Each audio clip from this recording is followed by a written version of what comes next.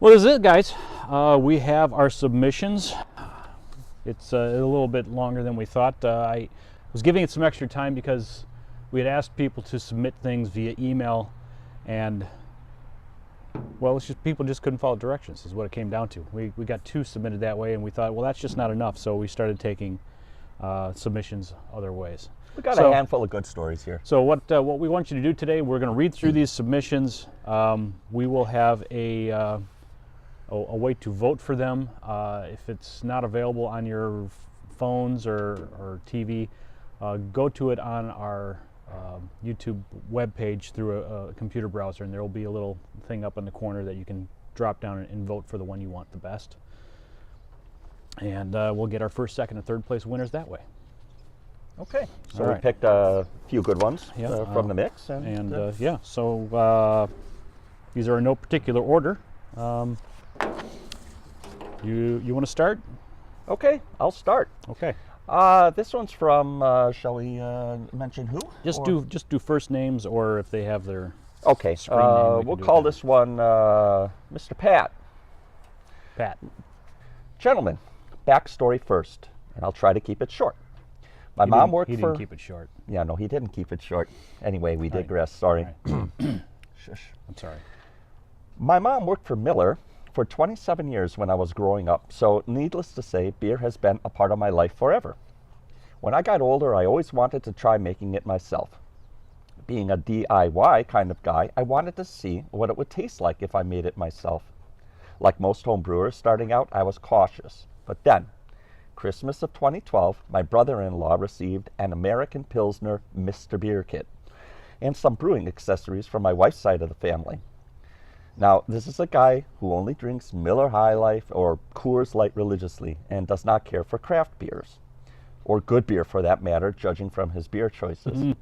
I would agree. Anyway, well, he brewed his kit and bottled it to give his one and only attempt at brewing a try. While visiting his house a few months later, he asked if I wanted to give one a try. Naturally, I obliged to see what he calls beer tasted like, or what okay, I understand. Anyway, I was amazed on how good it was for being such a simple kit. Well, cue manly music in my head as I thought, if he can brew this, I know I can brew something 1,000,000 times better. So not to be outdone by my in-law, I went straight to Northern Brewer in Milwaukee and bought their basic starter kit and brewed my first batch of their American Wheat Extract kit. Turned out way better than my brother-in-law's brew, and I was hooked on the lifestyle. Sounds good to me. Yeah, sounds like something we did too. Huh? Same place as well. I would say hobby, but to me it's no longer a hobby. It's more like an obsession. But to my wife, I say lifestyle. Good choices. Yeah. Good choice. Now on to the fun part. Now, one of my many learning experiences of doing this lifestyle is after a few extract kit brews and a year or so later, I thought, why can't I create my own recipe? Enjoying all beer types, I wanted to do a darker beer with some cool flavors, but nothing too extreme. Not coffee, bourbon, or some exotic tree bark only found in the deep jungle of Central America, but something simple and sweeter. Loving Reese's peanut butter cups and seeing many chocolate stouts and porters, I decided to do a chocolate peanut butter porter. Spent hours researching other recipes online and tweaking, merging some to try and make one of my own, and only imagining what would work in the brew, as I've never done a brew from scratch. Finally, I had what I thought I would like, and off to Northern Brewer I went. Now, I did not have any all-grain equipment at the time, so an extract recipe it was. Brew day arrives, and everything went as planned without any hiccups. Followed some directions from other recipes, and all my additions, and into the fermenter it went.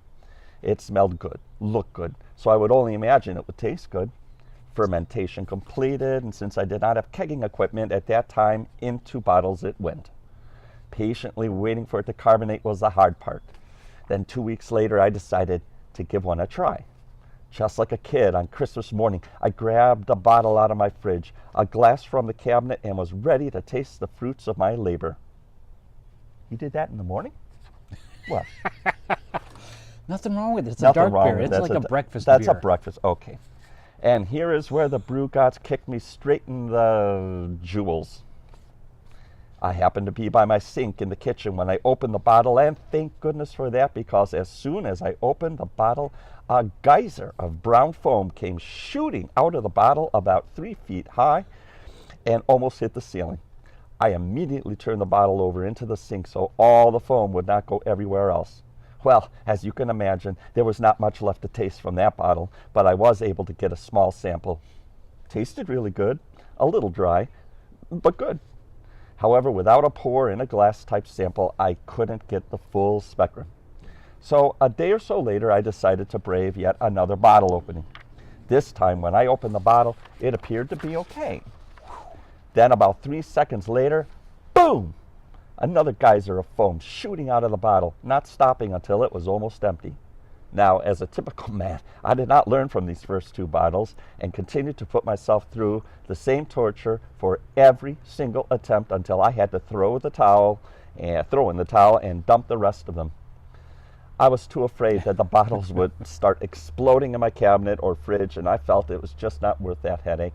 So in the end, the only sampling I ever did of my first self-created recipe was whatever was left in the bottles after the Old Faithful geyser effect, which was sediment mostly at that point, so I never really got a true taste for what I had brewed. Have since created a handful of recipes and am now doing all grain. Even just built a homemade electrical setup so I don't have to rely on gas. Nice. Yeah, where have I heard that story? I know, right? Yeah. And because of that You've made horrible good choices. Yes, and because of that horrible experience, I have learned a great deal of what not to do when making your own recipes. Oh, and to have drop cloths and rain gear ready when opening bottles, just in case.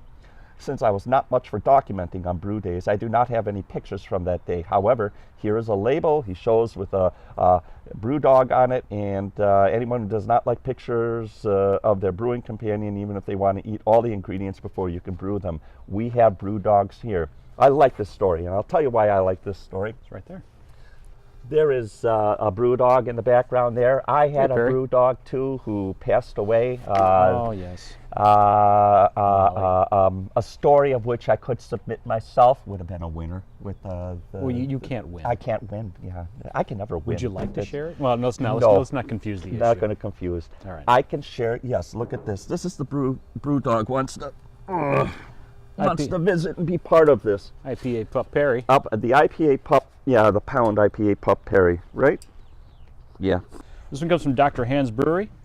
I think my worst story must have been when a full keg leaked out in my brew shed. I had to go get a dehydrator and run it for weeks. The dehydrator pushed the temp in the brew shed to around 40 C. Oh, he must be over the pod. Well, or in Canada.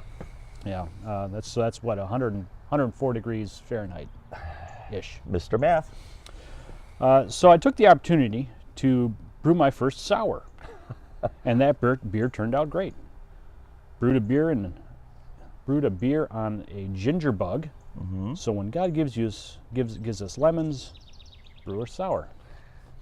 Outstanding. You know what? That's called saving. Yeah. Saving a brew. That's right. We just did that with the last batch of mollies that we had. We saved a brew. Had a little bit of a volcano effect on the fermentation, and we can relate to this. We can. Yeah. It turned out great. Relate. So, and it did turn out great. Yes, still drinking it. You have another one there? Yeah, I do. Okay, so this one is by Bryan. He says, okay, not sure if I'm late to the party, but here's my story. When I first started out, I bottled in a small basement, actually in the laundry room. Love this. Right? I love this. Yes. So one day I was bottling a beer and doing laundry. You know where we're going with this. We used to buy laundry detergent in these large containers that had a spigot, so we measured it with a measuring cup. This container was across the room. My bottling operation was exactly between the laundry detergent and the washer. I remember thinking after I poured the exact amount of detergent, don't walk near the bottling bucket where the beer was. Of course not. Oh.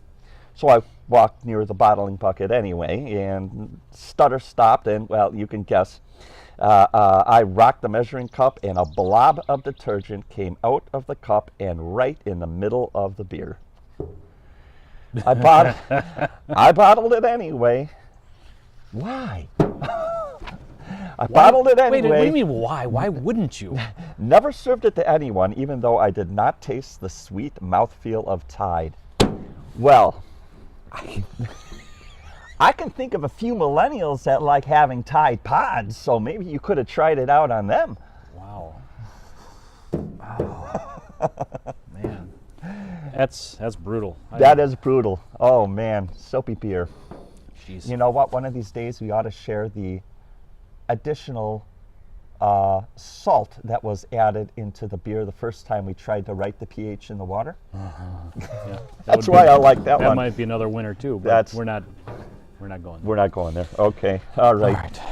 Okay. So our next submission here comes from Douglas.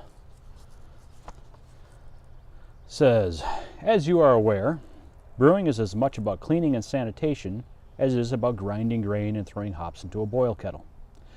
I always try to make it a 2 or 3 batch day to keep cleaning to a minimum. Spent all morning brewing a brutal triple decoction Bavarian wheat beer. Time to make something simpler, an Irish red, or so I thought. Fall weather in Pennsylvania is beautiful, but can be pretty unpredictable. Almost done with the sparge, and Facebook started to light up. Severe thunderstorm warning, followed by a sleet and hail warning. Just got my boil on. Tornado spotted on the opposite side of the hill of my house. What do? You keep brewing, of course. Yeah. Can't stop in the middle of a boil. But trying to keep the rain out of the beer and keeping the flame lit during a 100-mile-an-hour wind is a real challenge. A tree came down in my front yard, knocking out the power lines, and I had just enough battery life on my laptop to keep the Beersmith boil timer going until it was complete. Excellent. Beer turned out great, and that was a brew day I will always remember. That's a good story. And the brew dogs agree. Yeah. It looks like the brew dogs have a say in this. Apparently, the mail must be here. All right. All right. We have Final one last entry here. Okay. And I think... I'm going to call that jcinsaniac. yeah, Insaniac? jcinsaniac. Okay. So we'll go with that. whether it's a name or I think an That's insaniac, I like that. I've Sure. been called that from time to time, so I like that. Anyway, here's his story, or her story. Sorry, don't know who you are, jcinsaniac, but anyway, here we go. I've been super fortunate. The only erroneous brew was when I tried to make new to home brew Tom's Coconut Shy PA. We've made that We before. do. I like that Yeah, beer. That's yeah. nice beer. The beer turned out well, but it tasted off, like Okay. yak butt. Ooh. Now, how would you know what that tastes like? Yeah, have a good point, Mike. I just ask. I was crushed. I so wanted to make this beer and like it. I even made some awesome labels for the bottles. Alas, terrible brew. I figured it out months later.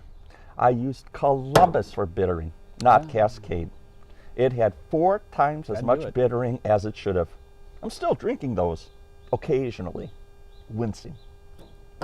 Been there, done that. I've had some beers where I just drink and go, smooth. Those wouldn't have been any of mine, though. Oh, of course not.